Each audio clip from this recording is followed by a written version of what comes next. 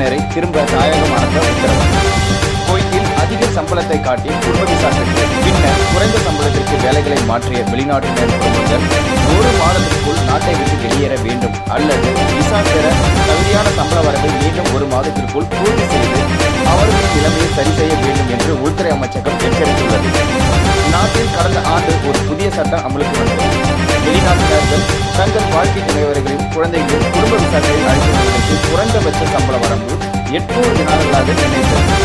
இதைத் தொடர்ந்து 800 தினார் சம்பளம் இல்லாத இந்தியர்கள் உள்ளிட்ட பல்வேறு நாடுகளைச் சேர்ந்த வெளிநாட்டவர்கள் பலரும் தங்கள் பணி அனுமதி அதிக சம்பளத்தை காட்டி விசா பெற்றனர்.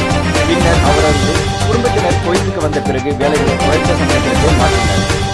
உங்கள் புரிதலுக்காக குவைத்தில் உள்ள சில கம்பெனிகள் தங்களுடைய கம்பெனி ஊழியர்களில் வங்கி கடன் பெற மற்றும் குடும்பத்தினரை அழைத்து வர தேவையான சம்பள வரம்பை பூர்த்தி செய்ய தொழிலாளி மாதந்தோறும் தங்களுக்கு சம்பளத்தை நிறுவனம் வழங்குவதற்கு 1 வாரத்திற்கு முன்னர் குறிப்பிட்ட தொகையை கம்பெனியில் முன்கூட்டியே கட்டிவிடுவார்கள்.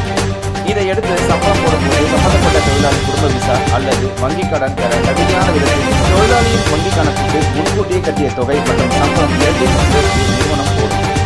இப்படி செய்வதன் மூலம் குடும்ப விசா பெறவோ அல்லது வங்கி கடன் பெறவோ தேவையான தொகையினை ஒவ்வொரு மாதமும் தொழிலாளி வங்கி கணக்கில் கட்ட முடியும். நிறுவனத்தின் அறிவுடன் பலரும் இப்படி செய்கிறார்கள். இது போன்ற விசாக்களை பெற்று பலரை உள்துறை அமைச்சகம் வரவழைத்து அவர்கள் குடும்பத்தினரை திரும்பி அனுப்ப 1 மாத காலக்கெடுவை வழங்குவதாகவும் அல்லது பழையபடி விசா பெற தகுதியான குறைந்தபட்ச சம்பள வரம்பின் அடிப்படையில் அவர்கள் விசா நிலைமையை மாற்றியமைப்பதற்கு 1 மாத கால அவகாசம் வழங்கப்பட்டுள்ளது. கடந்த ஆண்டு குடும்ப விசா வழங்கும் மீண்டும் அறிமுகப்படுத்தியதிலிருந்து தங்கள் குடும்பங்களை அழைத்து வந்தவர்களுக்கு இந்த புதிய உத்தரவு பொருந்தும். இதுபோல தகவலை உடனுக்குடன் தெரிந்து கொள்ள எங்கே தமிழ் சப்ஸ்கிரைப் பண்ணுங்க, லைக் பண்ணுங்க, ஷேர் பண்ணுங்க. நன்றி, வணக்கம் சகோதர சகோதரிகளே.